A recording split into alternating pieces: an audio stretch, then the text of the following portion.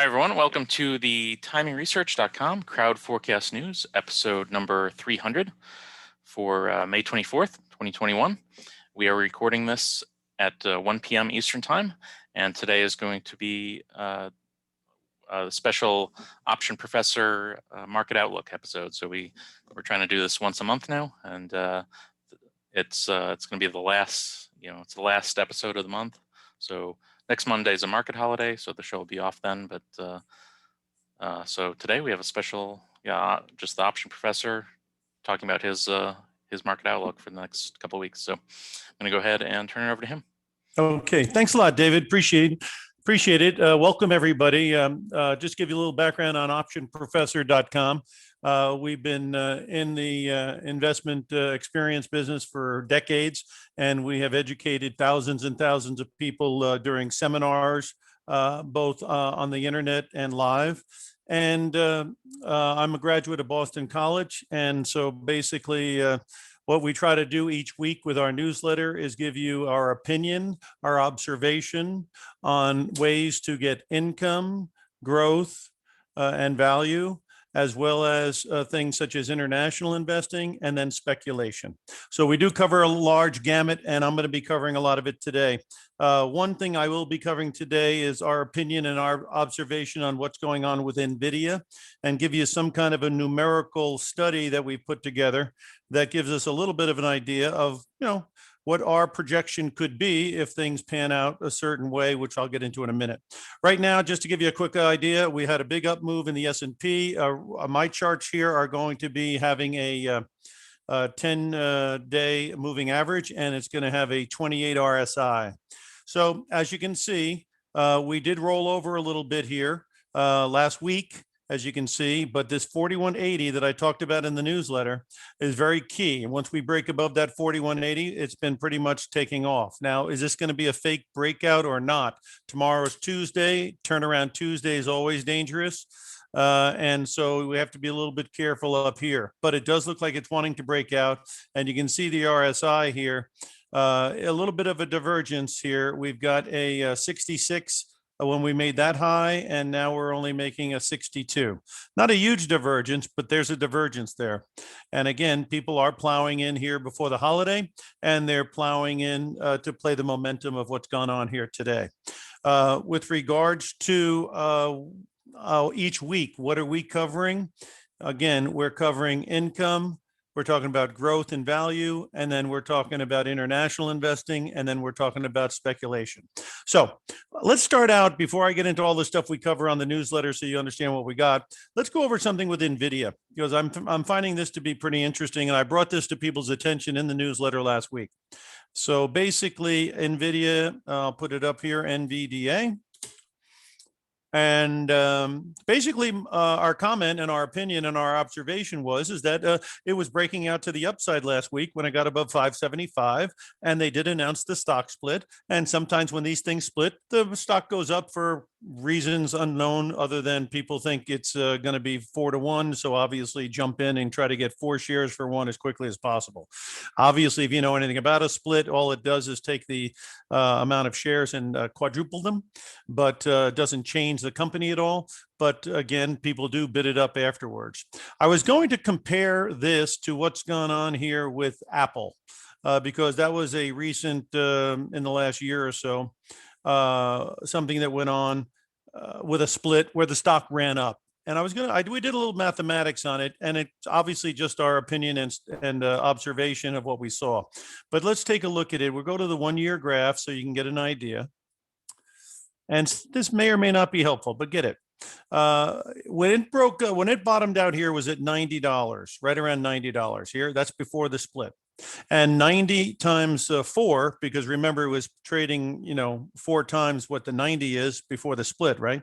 So you've got 90 times 4, you got $360. So that's where it started, right? And then it ran up to where it looks like here, 138 pre-split, right? So 138 times 4 means that pre-split price would have been 552. Okay, so here's the way I'm seeing the math. Basically, you're looking at a move of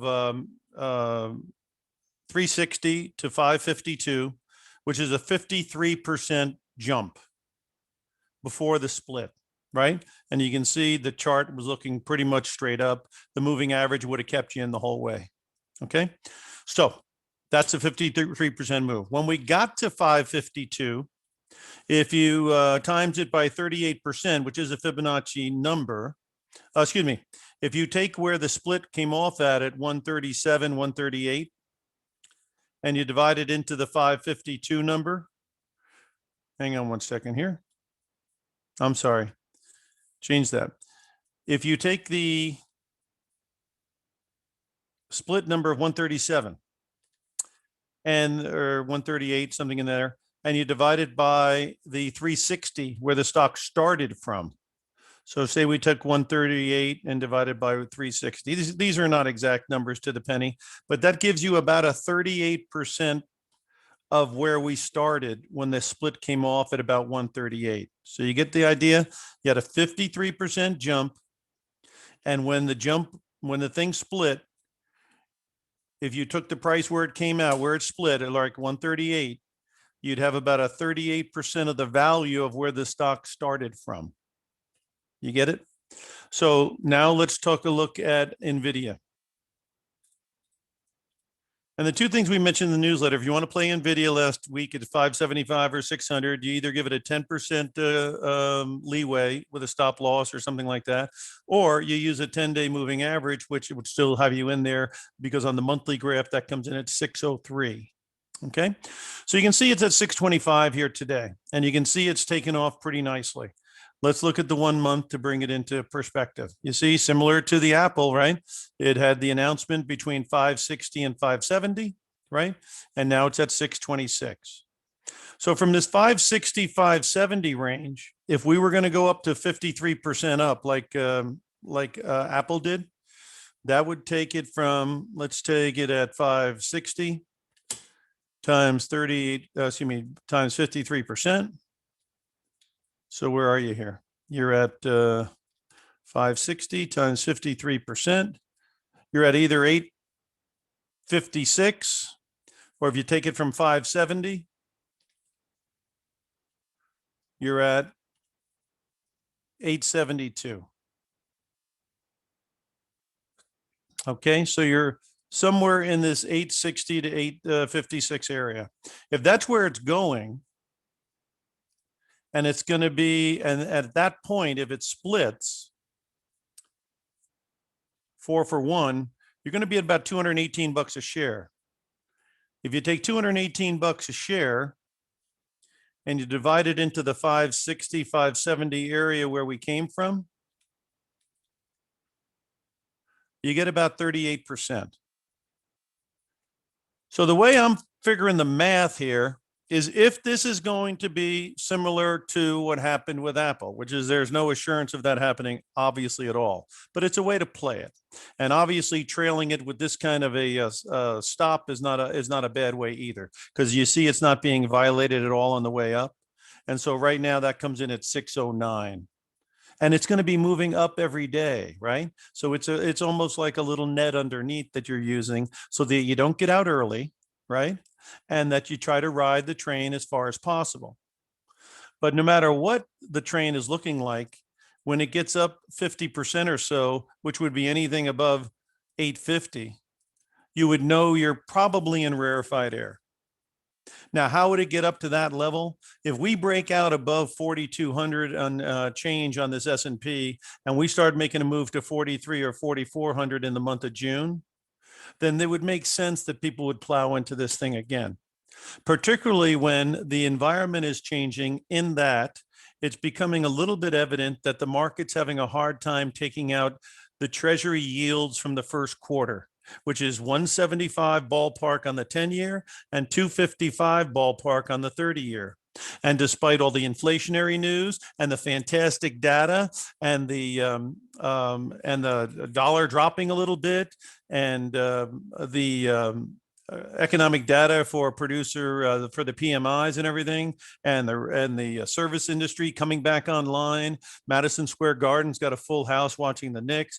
Despite all that power, we still haven't taken out 175. and we still haven't taken out 255. And that is very positive for the stocks that are high multiples, because one of the reasons they got whacked so hard is compression. And the reason they compressed so far is because the rates jumped up in the first quarter. Okay, so this is obviously a high multiple stock, and this also could benefit if, in fact, the interest rates are actually not going to go up, but yields are going to contract or at least be stable. Okay, now, so that is something to look at for Nvidia. In other words, again, you use a nice moving average to keep you in the game as long as possible. Okay, and you try to see if it may do some similar activity to what Apple did before it split 4-for-1, and that was about a 50% or better move. And when it was over, the split price was about 38% of where we started the move from. We find it interesting. Well, whether it'll work or not, who knows? But we do know one thing: the moving average has been a very effective way to stay with this thing and let it ride, and have some kind of an idea where you might want to get out if it starts turning. Otherwise, you're just guessing, and guessing can be a rough racket. So bottom line, it's a methodology. It's not perfect, and we don't know if it's going to be good or not good. We know historically sometimes it's quite good because you're following the flow of money, and you're giving it some room as the moving average smooths out some of the volatility as far as the price is concerned. Also, the RSI, relative strength. Obviously, you'd like it to be above 50. It's getting stretched up here a bit, but sometimes when markets get stretched, it can stay stretched for a while. The main thing is where did you get your signal? You got your signal when it crossed 50 right here. And look where the signal comes in. It comes in right at the low as it's coming above the moving average. So again, once it got above 50 and once it jumped above your 10-day average, that's your get in. And then once you got in, you obviously ride the wave. Now, this is stuff that we can talk about each week in the newsletter. So that's one of the reasons people subscribe. And I'll talk to you about it later in the day. Okay. But that gives you some idea of some of the information we try to share with our subscribers. And obviously, just a few ideas like this would obviously be more than worthwhile when we talk about subscribing later in the broadcast. Okay. So what's going on here today? I'll tell you something else that's going on here today, and that's the gaming stocks. And if you woke up early and got in early, you had a nice little ride today on things like DraftKings, something that we've been talking about as far as the gaming stocks are concerned.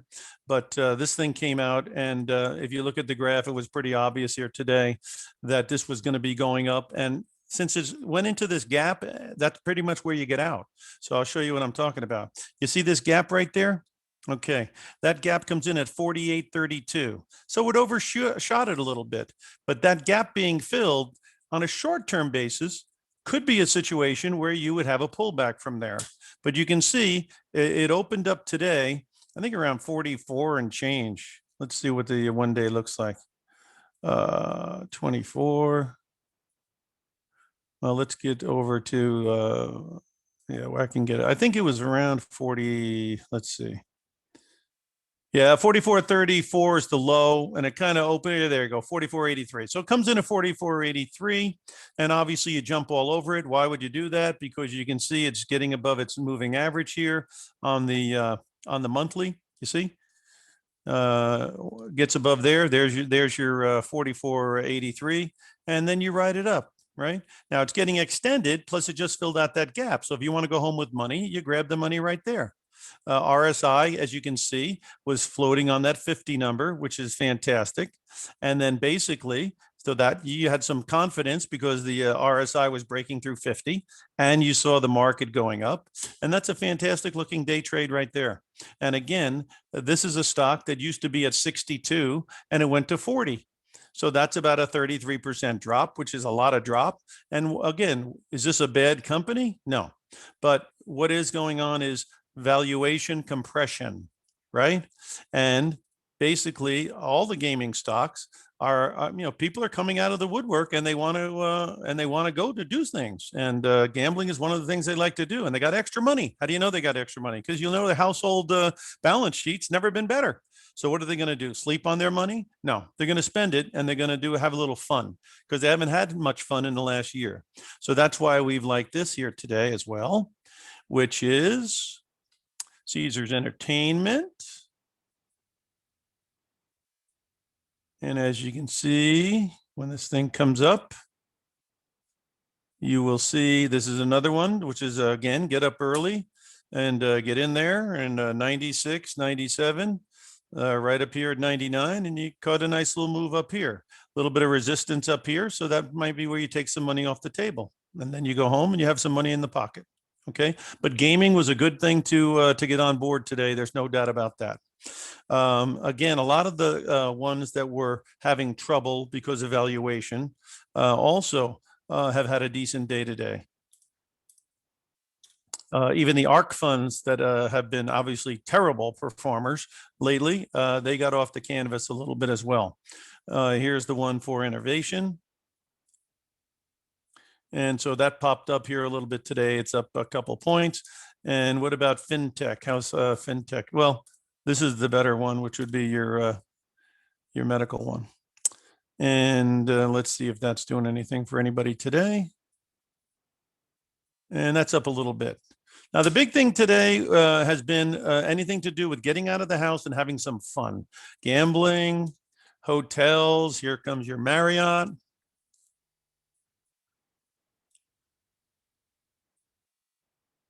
And that's up, and that was up even more. So there's some of these things are backing down just a little bit. There you go. But it had a nice little run today. Come out here about 139 and bam, you give you a few bucks right there. From last week, it's done very well. So again, that's been the vibe here today, is some of the higher valuations, and also go out and enjoy yourself. And particularly, again, the gaming thing was very, very obvious, very good. Also, QQQ has been doing fairly well. That came out, I think, at around 328 here today or something like that. It's popped all the way up to like 333. And let's see what that's going for right now. Yeah, that's still hanging in there pretty good.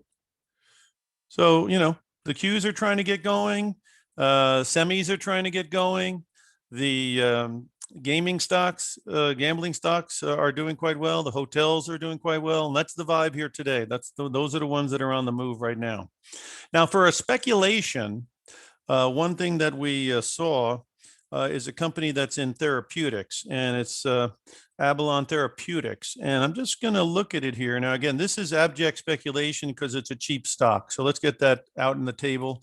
But again, you know, it's not illegal to speculate on cheap stocks. So again, with risk capital and stuff you're trying to play home run derby with, this thing is having a very good day. And this is what the trend looks like on the charts. And this is the beautiful thing about using a moving average, because it takes the monkey off your back on figuring out, you know, should I stay in? Should I not stay in? Is it going up? Is it going down? Because, you know, it's nice to have some type of an approach that takes all the emotion out of it from the standpoint of trying to figure out, is that the high? Is this the high? I mean, what are you using for a metric? So here's the deal. This stuff here turned up around 276. And again, what these guys do, which is interesting, is they are in medical devices that treat obesity and overweight situations, and people in that kind of a category, which obviously, you know, from Weight Watchers and all those ads on TV about losing weight and that kind of stuff, you know, this is a problem for people. And obviously there must be some kind of a market. They're headquartered out of Carlsbad, California. Again, very speculative, but you know, it could have legs. And again, buying the dips against the moving average seems to be the way to go. So in other words, you know, you don't buy at 478, you take it in at 336 and use this average to get out. And then it goes up here, and then it comes back down here into the 380s, and now you've got 373 to get out. So again, you know, in a bull market, they tend to tell you to buy the dips. And in this case, it's been pretty clear that that's been the way to go.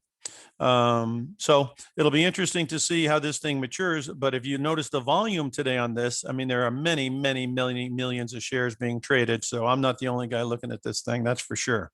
But again, it's risk capital only, but it could be very rewarding. And it's in an industry that seems to be an industry with demand, which is the obesity and the overweight crowd. All right.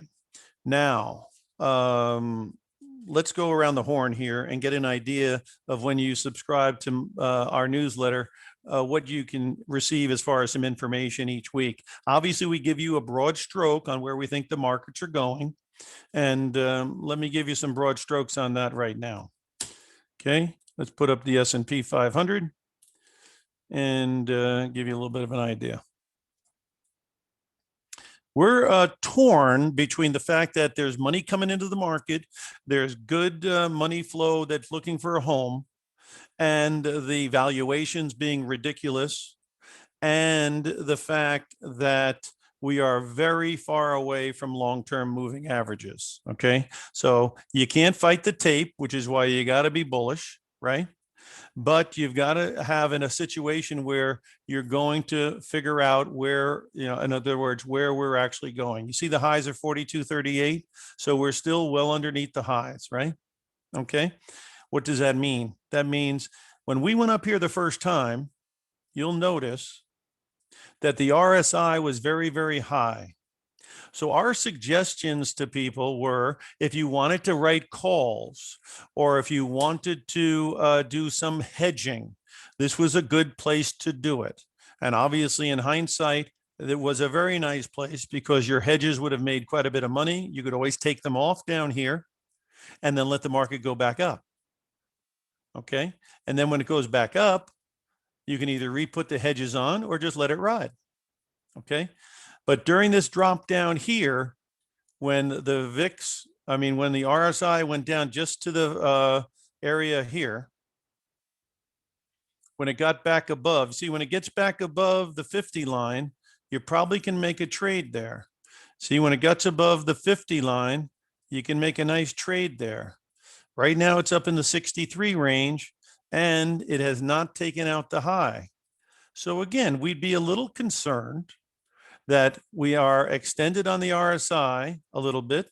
We have not taken out the high. But here's the deal. If we take out that high, that opens the door to some of the Fibonacci numbers that are above, which can range anywhere from 4,350 to 4,600. So it's a pretty big window. So if there's a stampede coming, a melt up coming, it would be coming after we take out 4,240. Right? Because you can't go to those other numbers I mentioned unless you take out the highs. And if it's going up to those numbers, giving up 4,200 to 4,230 doesn't sound like you're giving up that much. So you might want to wait for the proof to be in the pudding. Your core positions are your core positions, right? But again, our concerns are twofold, really. One is yields have not been able to take out the highs from March. That's the 10-year note at 175, and that's the 30-year bond at 255. Ballpark figures. Why can't it happen? Could it be that we're at peak growth and peak numbers, and after the pent-up demand thing wears off, which could be as early as 60 days or so, people are now thinking that this thing will be slower after the summer, right? And the summer's here. So the bottom line is people are starting to discount maybe the fact that we won't be able to keep this pace. And obviously it'd be kind of unrealistic to think, because the comparisons right now are against a shutdown economy. So the comparisons looking forward are going to be less and less of a shutdown economy and more against these big numbers. So in 2022, you're not going to be comparing against the shutdown economy. You're going to be comparing against Boomtown. And that may be telling us why these yields can't go higher, because inflation isn't going to be sticky. And these economic numbers aren't going to be sticky. And the Fed isn't going to be doing any big tightening, because if this thing falls under its own weight, they don't need to tighten. So these are some of the reasons why we're concerned at this 42 area, 4250 area, that again, the dynamic of these interest rates are telling us that historical data sometimes tell us that if you can't take out the high end yields, within 2 to 4 months, the market hits its peak, which would mean either May, because the peak in yields happened in March. It would either meaning the stocks would peak in May or July, if that data remains accurate, or effective, or has merit. right? So that's why we're looking at this area of 4240 very closely, because again, if we don't take it out and these interest rates can't get above those levels, there could be a situation that we're not prepared for that would slow things down a little bit. Okay, so that's the basic premise. Are we in an uptrend? Yes. Now, again, I'm going to go to the longer term graph. Now, this is, yeah, you can see now this is a shorter term moving average on a long-term graph, and that's still at 3,700. So the further away you get from it doesn't make it less overbought. Now, my longer term averages that we're looking at on our monthly graph comes in at 3,200. So we're now 1,000 points above where some of our long-term averages come in, which is in this 3,200 area. So this is a problem. And the CAPE ratio, which is an adjusted version of the PE ratio, it's at all-time highs. And you can turn your back and say that doesn't matter, but at some point it does matter. Just like it mattered for the ARK funds, just like it mattered for Bitcoin, just like it mattered for BABA. You know, you have examples of when they blow out the candles, you know, it's hard to get out of the party in time. So that's why, again, I'll talk a little bit about some of the ways that you can, with your portfolio, kind of plan ahead. Okay. But first, before we do all that, so that gives you a little bit of an idea what our view is on the stock market. Is it an uptrend? Yes. Is it got the moving averages mostly underneath and rising? Sure. Is there good fundamental cash flows available to keep going into the stock market? Absolutely. Okay. But we would be remiss to not acknowledge certain warning signs. The interest rate situation is one, the distance away from your moving averages is another. Again, you have examples of when things get way away from their averages, at some point they come back down. The ARK funds, BABA, Bitcoin, etc. Okay, so that's where we're coming from there. Now, as far as going around the horn and giving you an idea of how we go about giving you information that we hope is helpful with our opinions and our observations. First thing is we look at income. Now, again, a couple of things we look at for income is a short-term investment grade bond fund.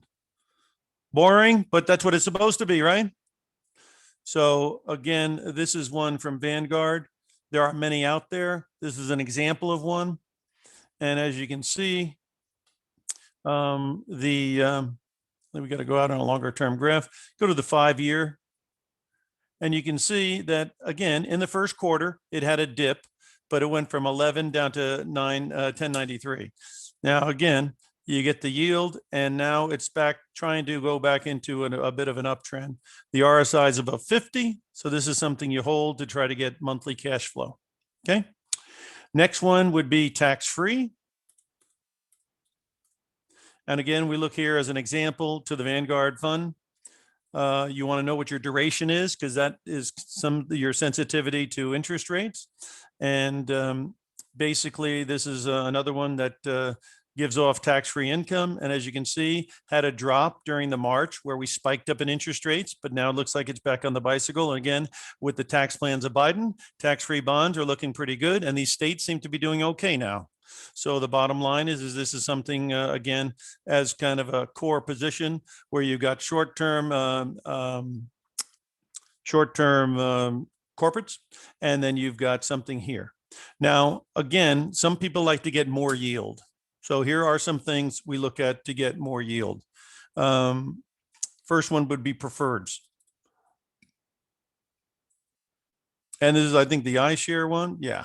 Okay. PFF. It's a one-stop shop, you know, so you get diversification and professional management, or professional people behind it anyway. And again, you can see this has been a pretty good deal ever since the drop. It's been appreciating, and the distribution is quite attractive. So this is a way where you take more risk, but you get more yield. Another one out there is high yield. Let me strike that, put that up there. High yield is another word to say junk bonds, which means they're lower rated. But in the last year, these things, the spreads between junk bonds and treasuries have tightened up tremendously, which makes these a little bit riskier because if there's a big drop to be had, these things will get hit. But there hasn't been, so they haven't been getting hit. So let's take a look and see what they look like on the graph. And again, these distribute higher, obviously, than the others, but certainly not tremendously. Again, these had a big run as well. They had a drop during the first quarter, and now they're back up a little bit. If they were to take out this level there, we would probably change our tune on this sector.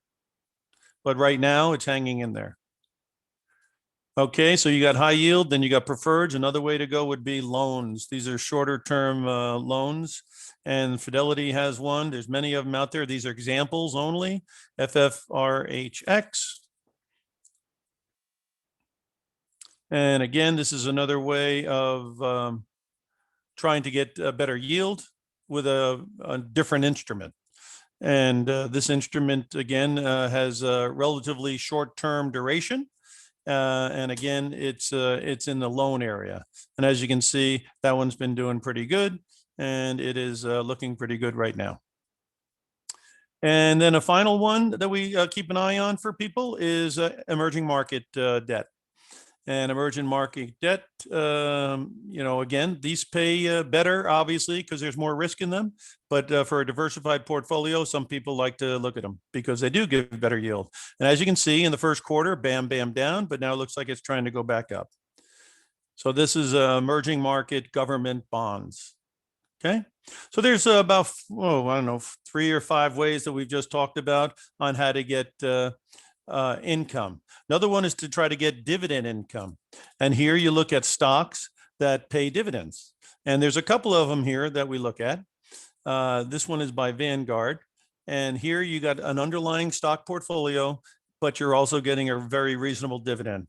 And this thing has been a very good place to be because here you've got appreciation and you've got what? A dividend cash flow coming in. Another one over at Schwab is SCHD, and similar graph, obviously, because they're in the same general idea, which is dividend paying companies.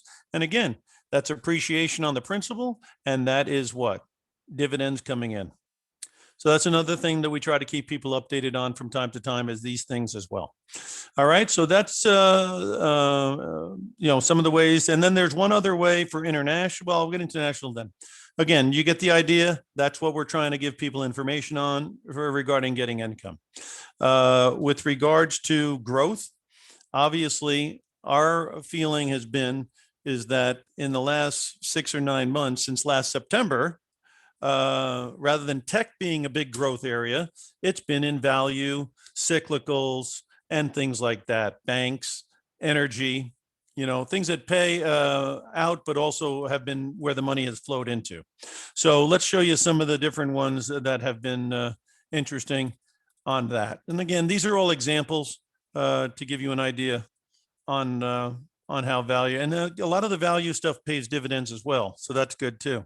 Again, nothing wrong with getting some cash flow on your money while you're watching to see if you get some appreciation on your principal. Again, this is mega cap value, which is all your larger cap value stocks. This is the Vanguard one. Obviously, it's been a very nice place to be, and it's still above its moving average. So far, so good. Then you've got things such as individual sectors. This is your banks, financials.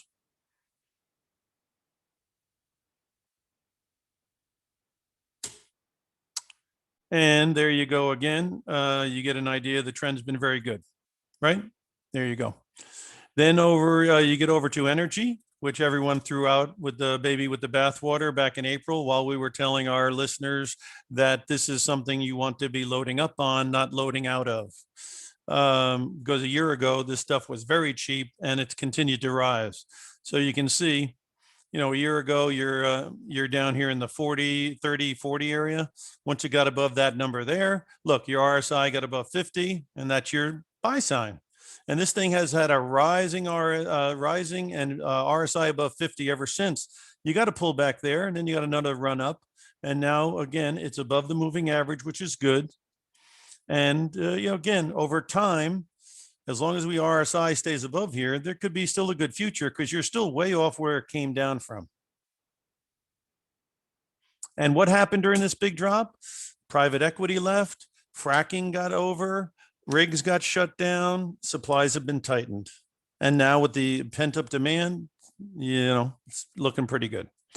Another one there in energy is the one's called exploration and production. See, E&P. Okay, so this is one from the spiders. And if you go back, I'm going to go back a little further. See, this thing, if it can get going, it's got a lot of room to make up if it's going to go anywhere near where it used to trade. So we're finding these things kind of interesting to keep an eye on. And there could be a good future there. If this thing gets above the 92 area, and these moving averages really start turning up, your RSI gave you the buy signal back here, at about 60.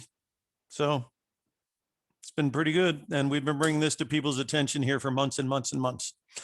Okay. What else is going on in there? Of course, is you got industrials. And this is a Vanguard Industrials. Obviously, these are examples I'm showing you.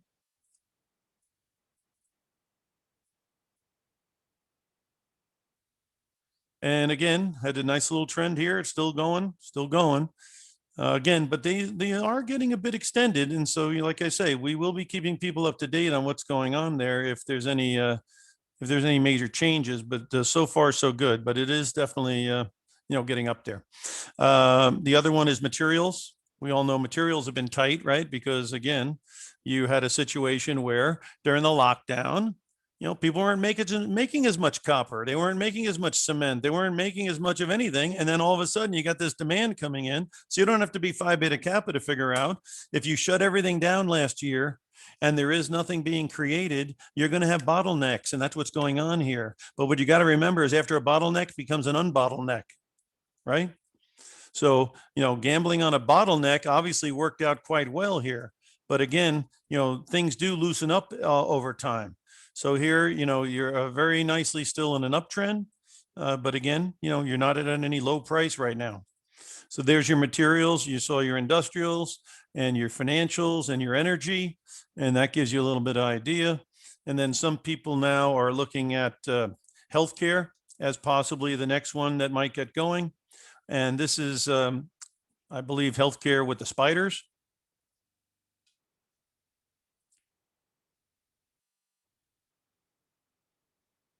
And you can see that's been going pretty good, but it still could get going further because again, the demographics of our nation is very favorable for healthcare. And so some people think that's a very good one to be in there as well. That gives you some idea where the growth has been coming from. And a lot of that growth I just mentioned also pays dividends. So if you want to get cash flow coming in and get your principal to rise because you're in a rising tide lifting many boats, then that's been the way to go. And that's what we've been talking about for months and months and months and months. And so if you got the newsletter in the last year, this is the kind of stuff we've been talking about. Okay. So then we went over growth. We went over income. Again, tech may very well get back on the bicycle as well. I'll give you two things on tech. First, we're looking at the Qs.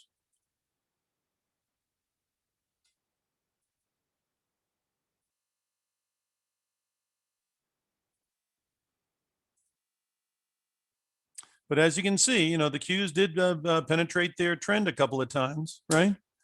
And, their RSI has been kind of weakening. Now, today, we start getting above the moving averages. We need to get above this 330 area, which it has, right? And it looks like right now might not be a bad time if you want to take a shot at it. And then, the get out point is not very far from where we are. So if it can stay above 328 to 330, and then we start taking out this 335 area, then it might make a run at this 344, 340. And why would it do that? because the interest rate fear is abating, because the yields on the 10-year and the 30-year are not taking out the highs of March. And it's like anything else. If something that was causing the market to act a certain way goes away, then the price will be reset. And that's kind of what's happening right now. But one day does not make a trend. Let's see where we are later on. But if you had to buy or sell this thing right this second, this thing looks like money's coming in. Let's turn towards semis.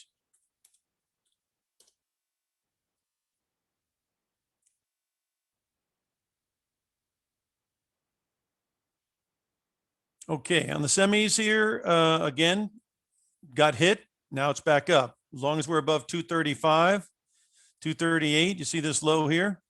238 to 2, well, I had it at 235 to 240 ballpark, and getting above this 245 area is important.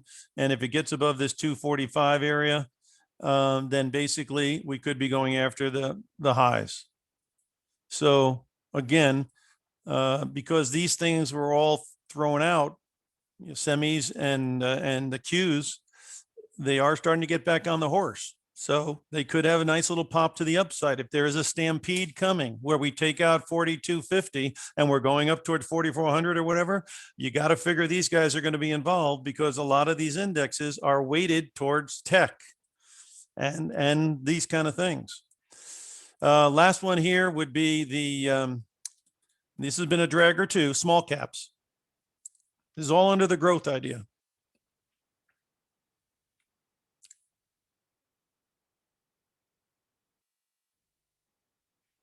Okay, this thing's trying to get going, okay, and trying, but it's really got to get above this 225 area to get on the bicycle, and it's having a little bit of a hard time doing it. As you can see, you've got a curvature of the moving average. So if this thing ever starts taking out 213 again, I would be concerned, because you had a high and then you had a failure, and then you got a moving average that's got away. But again, if we're going up to those higher levels, then this would probably get a bang to the upside. But this could be kind of a warning, similar to the Treasury bill not making new highs on the yield. That's telling us that, by the end of the week, if we're not on the bicycle, then the risk could increase quite a bit on the stock market. And there's your RSI. It's kind of lagging down here. That's why I'm saying we're in a critical point here, because we got those highs of 4240 on the S&P. You got some of these things like the Qs and the semis and the small caps, all trying to make a run, So if they can do it by the end of the week, I think that opens the door to much higher levels. If it fails by the end of the week, then I think that that's a good warning sign. And over the long weekend, you'd think about what you might want to do about that. Okay, so that gives you some of the growth ideas we're talking about. Now we're going to turn to international. Again, our thesis has been, and it's been, in my opinion, quite accurate, is that by July 4th, we would be open. By Labor Day, Europe will be open. And by Christmas, emerging markets will be open. That's been the cycle that we've been looking at. So that means 6 months ago, you want to have your stuff going on the US, right? Because from 6 months ago to now, or 9 months ago from now, you've had a great run, right? Because we're opening up and people are buying into that. So next up is Europe. And so let's take a look at what some of the Europe ones look like. There's many out there. I'm showing you one from Vanguard, a European ETF.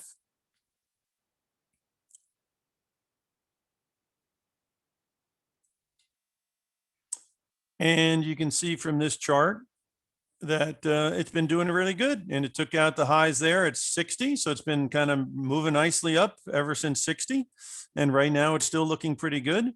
And your moving average comes in right there. And your RSI, where'd the RSI go positive? RSI pretty much went positive right near the low there. And then it went positive again right there at around 55. So anything above 55 has been pretty much get in there and sit tight, huh? We also love the European banks. We're thinking that they're going to do a lot better because, their price to book is very, very lower than ours. And ours were very terrible 6 or 9 months ago.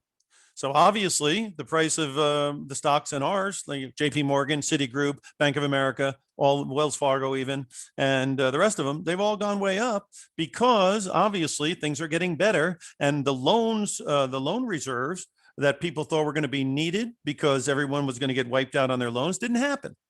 So they got a lot of extra cash there. Same thing with these guys. Their loan reserves are now being released and it's being helpful to them. And so this thing has been traveling up pretty nicely since it was about 14. And this is a European financials. And I think it looks to me like there could be a future here. There's your moving average at 20 bucks and there's your price at 21. So it's been going up pretty good. And that's not too much of a leash between there and there. So we find that interesting. And again, the RSI went positive right at 14, 15, 16. So it's been positive ever since. You had a dip back down, but still held to 50. So even if we had a dip back down, maybe to, just under 20, it still would be decent.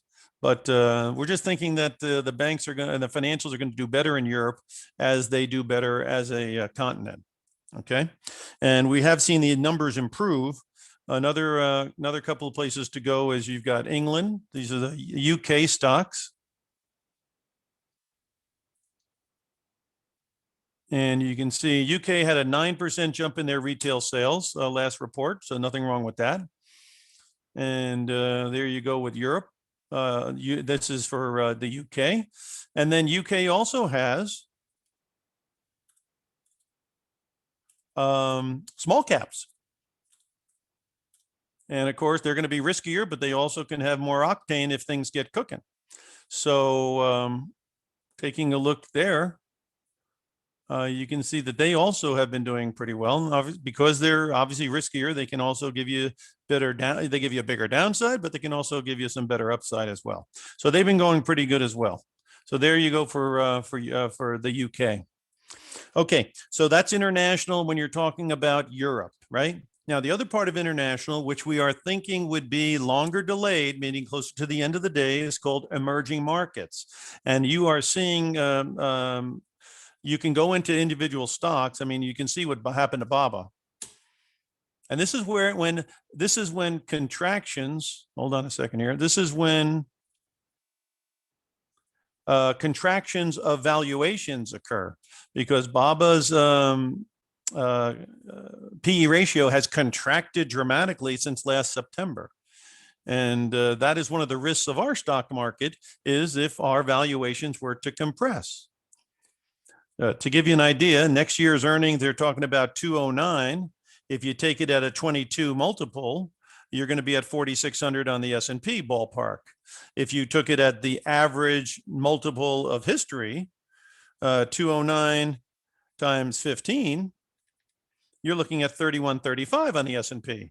So there's a good example of how valuations can have a dramatic effect on future prices. Now, this thing here went from 320 down here to 203. Right from here to here is a Fibonacci 38% drop. So we thought that this 203 area might be the low, and so far it has been. So again, this very well could be looking at a low price here. We'll have to see. Let's look at the RSI as well. Okay, so the RSI is still weak. So you have no buy signal on RSI yet. So it's early. That's what you said. The end of the year, this thing will get going more. But anyway, let's look at some of the ETFs that we follow here. One would be VWO. And this will give you a percentage of China and a percentage of things, throughout the the emerging markets. And so, again, this thing hasn't made a big move yet, right? Again, it's made a move up to here, but now it's had a pullback, just like China has. And this low of 50. Where's the RSI here? The RSI is still above 50. So you're still in a good trending market from the standpoint of the RSI. And right now, the market is really needing to get above 54. And then your moving average would be at 52, 55. If it took out 54, you'd have momentum and you'd have a moving average underneath the price and you'd have the RSI above 50. And that's a much better place to be than where we are right now. But it does look like it could be the beginning of something here. So you want to keep an eye on it. Another one for emerging market is EEM. That's a popular one as well. And it's going to have a similar chart because, they're in the same kind of things. And here you go on EEM. Ken, you'd like it to get above here at 55. Then you'd have the moving average, which is at 53 and change underneath the price. And your RSI is what? Same idea. Okay. So emerging markets, in our opinion, our observation, has a future, but the future has just not started very much just yet. But you can see those discounted China prices, and you can see that the lack of that acceleration phase could be ahead of us if things go as we anticipate, which is a rotation opening from July 4th US, Labor Day in the Eurozone, and then followed by EM in the late in the fourth quarter. Okay, so that gives you the international picture. I'll give you one Latin America deal. There's two in Latin America we keep an eye on. One is Mexico. And again, Mexico is going to benefit from possibly, obviously shipping stuff to us. Don't forget, all those countries export stuff to us. So the more we buy and it says made in Mexico, made in China, made in wherever, these guys are obviously getting some money out of it. This Mexico deal still has not accelerated, but it's been uptrending. And there you go with your price. And then let's go in here with your RSI. So RSI is above 50, which is good. Again, you're above the moving average, which is good. So keeping an eye on that. That's another one later in the year. And the other one is Brazil. They've got a lot of trouble because they got a lot of weather problems, and then they got some inflation problems, and then they got all kinds of political stuff going on. But it is, a very huge country and a huge thing. And as you can see here, as long as it can stay above 35, and as long as the RSI is above 50, and it could go bam, bam, bam to the upside if things get resolved. And you can see here, the former highs are way up here. So there's some real estate in Brazil if it can stay up there. And Brazil also has small caps. And you can see that with this one here.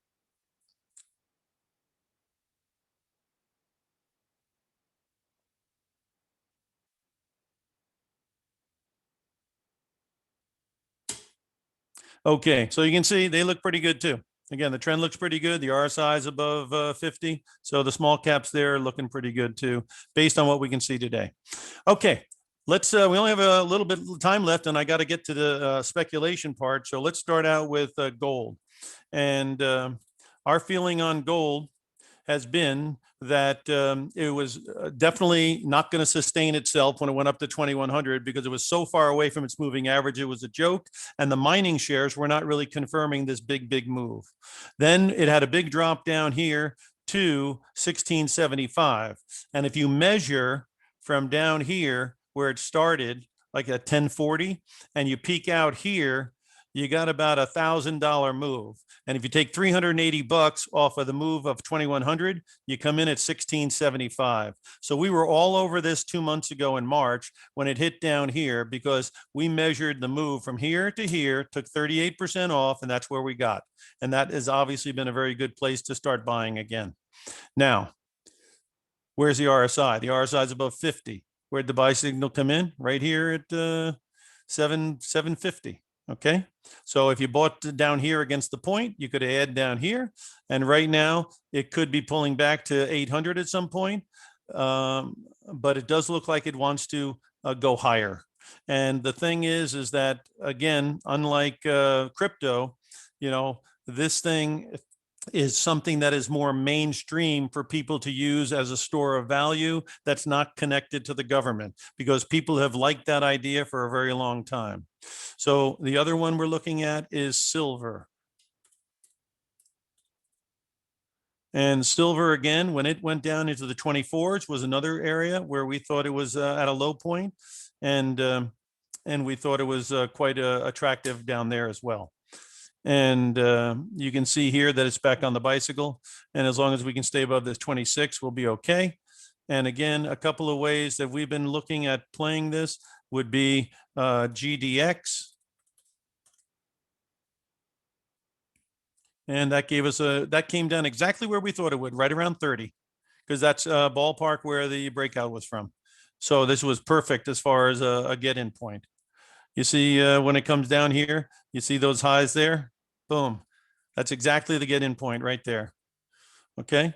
And I think the trend is up. So any dips you would get seem to be something to keep in mind. The other thing is on silver, and some of the smaller miners are interesting in silver. And let's see what the trend looks like on those.